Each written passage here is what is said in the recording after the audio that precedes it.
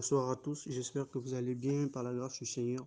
Alors aujourd'hui, je vais juste partager un petit truc que j'ai lu aujourd'hui et qui m'a beaucoup fait du bien. C'est dans Luc 15, là-bas, à partir du verset 11. On connaît tous l'histoire du fils prodigue.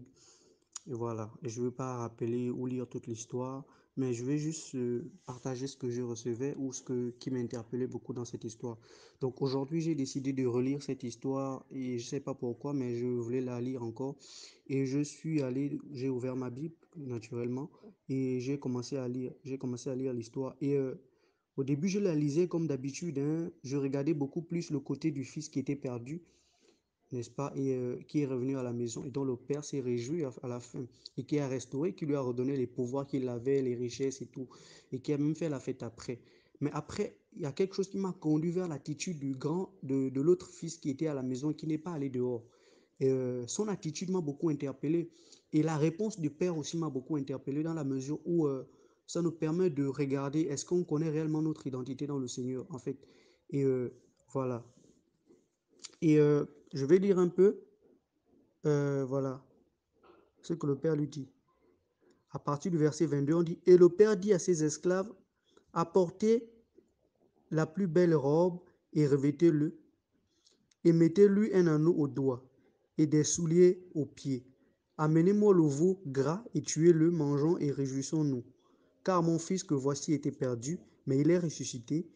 Il était perdu, mais il est retourné et il commençait à se réjouir.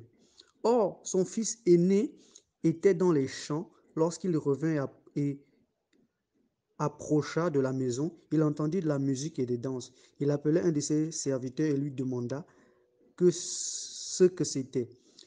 Ce serviteur lui dit, ton frère est de retour et ton père a tué le veau gras parce qu'il est recouvré sain et sauf. Mais il se mit en colère, voilà l'attitude qui m'interpelle, mais il se mit en colère et ne voulut pas entrer. Son père sortit et le pria d'entrer, mais il répondit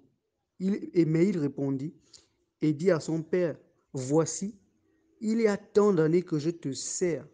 C'est très important cette partie. Il y a tant d'années que je te sers et jamais je n'ai transgressé ton commandement et cependant tu m'as jamais donné un chevreau pour que je me réjouisse avec mes amis. Mais quand ton fils est arrivé, celui qui a mangé ton bien avec des prostituées, c'est pour lui que tu as tué le veau gras. Et le père lui dit, mon enfant, tu es toujours avec moi et tous mes biens sont à toi. Voilà. En fait, cette partie m'a beaucoup interpellé dans la mesure où on est enfant du Seigneur, mais en réalité, on ne prend pas conscience de notre identité. Ça montre en fait la facette de deux personnes en fait. Un qui est devenu esclave chez les païens, mais qui est revenu à la vie, et l'autre qui était dans la maison du Seigneur, bien qu'il ne péchait pas, comme il rappelle ça à son père, que je n'ai jamais péché, mais je n'ai jamais volé, je n'ai jamais fumé, je n'ai jamais fait tout ce qui est mal devant toi ou à tes yeux. Le père lui dit, mais c'est vrai, tu n'as jamais fait ça, mais tu ne prends pas conscience que tout ce qui est à moi est à toi, en fait. Et tu vis toujours comme un esclave. Indirectement, c'est ce que le Père essaie de lui faire comprendre. Tu vis toujours comme un esclave, en fait. Et tu ne prends pas conscience que mes richesses sont les tiennes.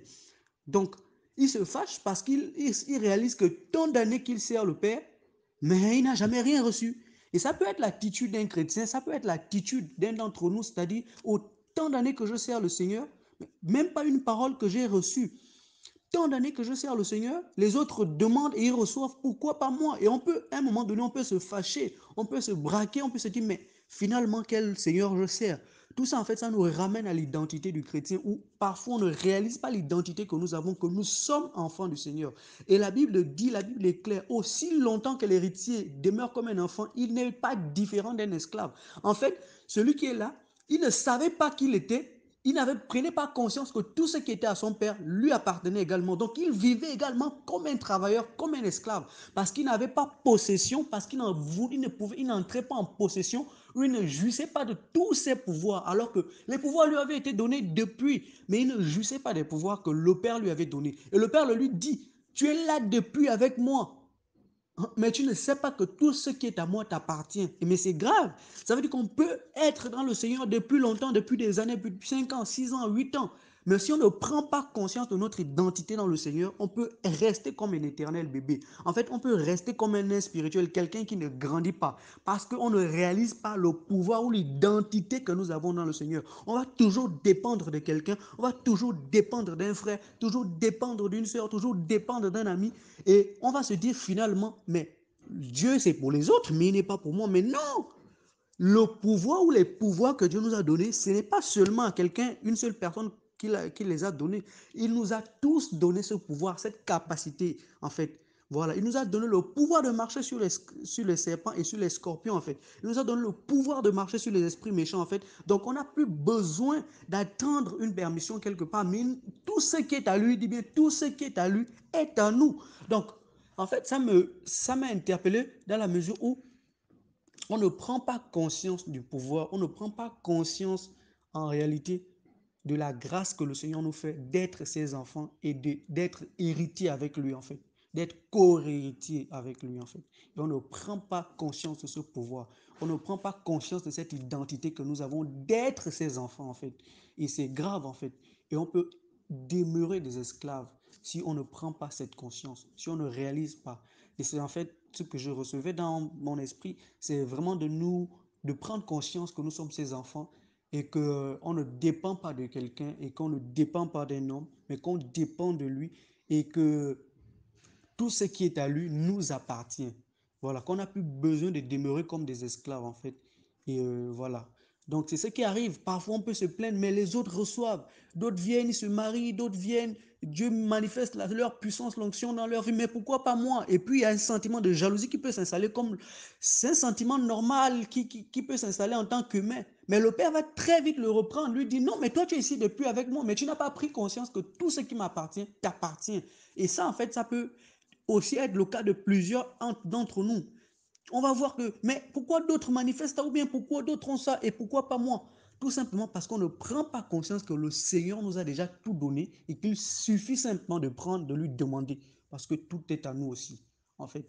Donc vraiment de prendre conscience, c'est ce que je recevais, ce que je voulais partager, en fait.